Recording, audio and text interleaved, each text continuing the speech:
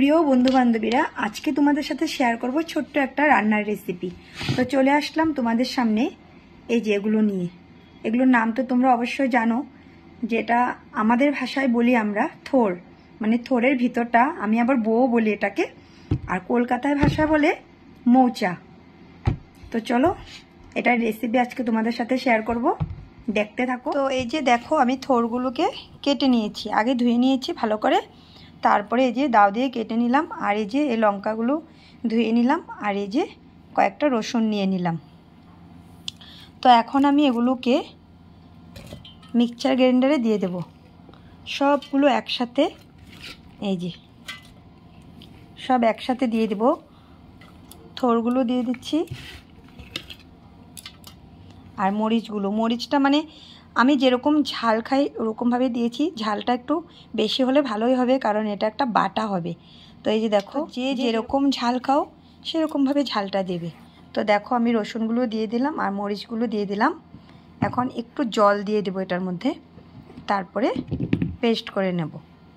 তো এই যে দেখো আমি অল্প করে জলও দিয়ে দিচ্ছি, জলটা দিলে পেস্টটা ভালো হবে।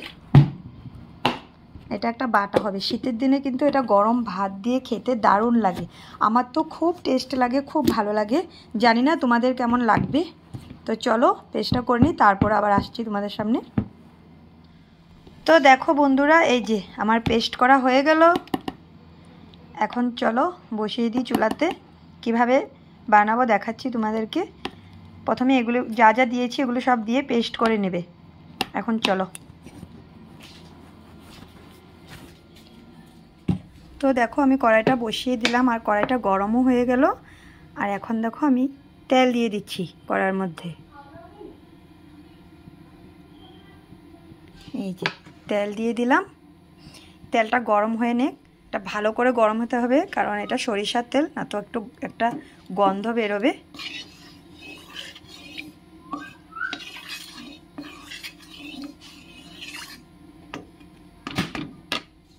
তো দেখো তেলটা গরম হয়ে যাচ্ছে, আর এই যে তেলের মধ্যে আমি এই যেগুলো কালি জিরাগুলো দিয়ে দিচ্ছি তেলের মধ্যে। তারপরে আমি এই যে পেস্ট করা থোরগুলো দিয়ে দেবো। এখন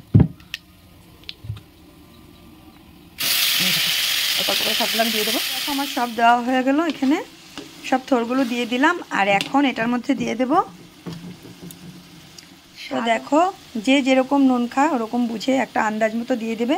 তো আমি এই যে এটুকু দিয়ে দিয়েছি, আর এখন দিয়ে দেব অল্প চিনি। এই দেখো এটা স্বাদ ওঠার জন্য দেওয়া হচ্ছে। আর তারপরে দিয়ে দেব এই যে হলুদের গুঁড়ো। ব্যাস হয়ে গেল, আর কিছু দিতে হবে না। এখন শুধু স্টিমটা বাড়িয়ে এটা শুধু লাড়তে হবে। এই যে স্টিমটা পুরো বাড়ানো আছে আমার, দেখো, আর এটা শুধু লাড়তে হবে।